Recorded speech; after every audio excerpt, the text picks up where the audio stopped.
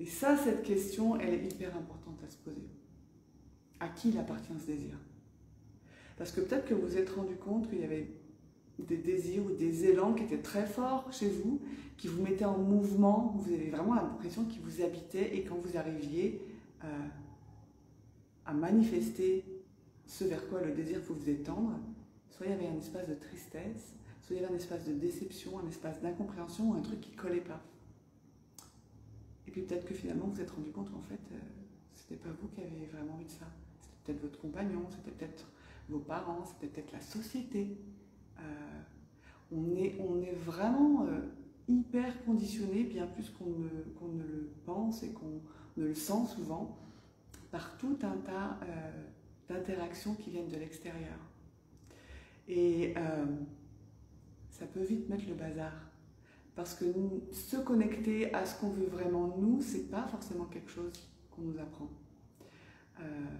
Et notamment pas dans le système éducatif. Dans le système éducatif, un peu plus maintenant quand même.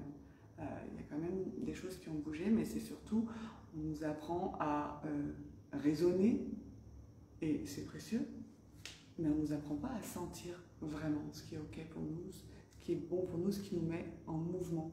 On nous demande plutôt de répondre à une norme ou à une direction qui nous est déjà donnée en fait, globalement. Donc c'est pas quelque chose qui nous aide à nous connecter à nos désirs. Et moi, ça m'a vraiment demandé tout un chemin par couche. J'y suis allée par couche pour me rendre compte que ouais, j'avais répondu à plein de désirs qui n'étaient pas les miens. Ceux de mon compagnon, voilà, ceux de mes parents, ceux de la société, ceux de la religion à laquelle j'adhérais.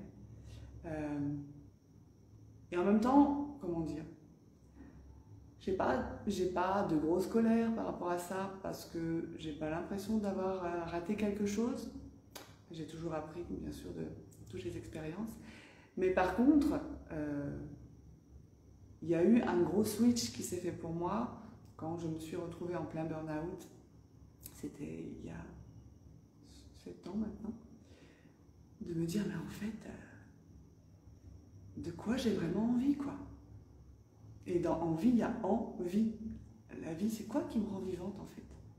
C'est quoi qui me rend vivante? J'avais essayé pas mal de choses que je pensais être vraiment des désirs qui m'appartenaient, et finalement, ça n'avait pas pris. Et ça m'a vraiment été compliqué. Ça m'a vraiment été compliqué, cette prise de conscience-là. Et en même temps, ça a été un super cadeau, parce qu'à partir de là, je ne pouvais plus faire comme si je ne savais pas que j'étais pas reliée à ça. Après, j'étais un peu démunie parce que je ne savais pas comment aller chercher cet espace de moi. Et en toute franchise, le tantra a été une grosse aide pour moi. Vraiment, ça a été un vrai switch.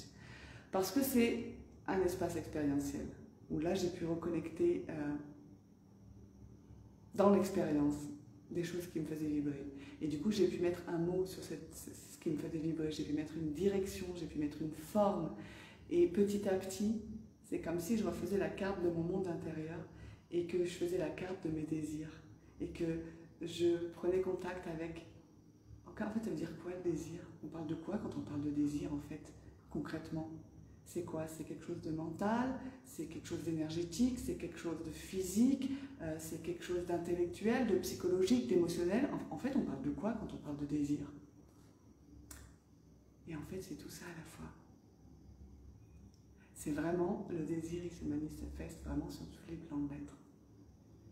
Et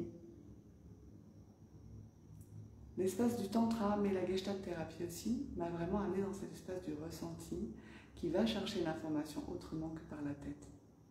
Parce que sinon, le risque, c'est d'être enfermé dans un fantasme, dans une projection. Ça, c'est des choses qui ne sont pas réelles, et que je m'appuie sur l'extérieur, en fait, pour être en vie. Que le désir, il vient de l'intérieur, et je le manifeste à l'extérieur. C'est pas le même mouvement, c'est pas la même dynamique, c'est pas la même énergie. Donc mon chemin à moi, ça a été plutôt voilà, de devoir sortir de cet espace qui répond continuellement au désir extérieur. Et je ne m'étais construite que par rapport à ça, à répondre à un désir qui vient de l'extérieur, qui finalement m'a amené à un moment à me sentir complètement creuse et à plus savoir qui j'étais. Un autre écueil qui peut être là, c'est le chemin inverse. C'est à se construire contre le désir extérieur. C'est-à-dire l'endroit qui dit « on m'attend ici, eh ben je serai là ». Lui, il pense que c'est ça que je vais faire, eh ben non, je vais faire ça.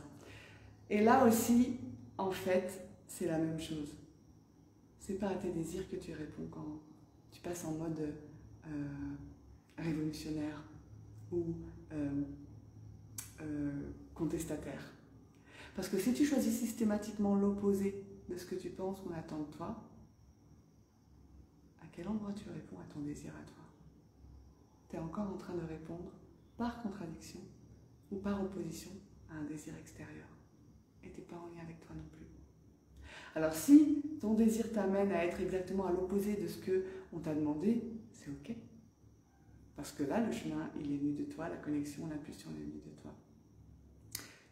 Mais si c'est juste en réaction, finalement, c'est pas à ton désir que tu réponds non plus. Du coup, j'ai envie de vous inviter à prendre un temps pour revisiter ces espaces de vos désirs et pour vous les approprier encore plus et vous laisser sentir, ok, ce désir-là, il appartient à qui? À qui il appartient? Si je creuse un peu plus, si je me branche dessus, est-ce que vraiment ça me fait vibrer? Est-ce que vraiment je sens que c'est de l'intérieur? Ou est-ce que j'ai l'impression que ça m'emmène vers quelque chose qui finalement n'est pas vraiment à mon origine?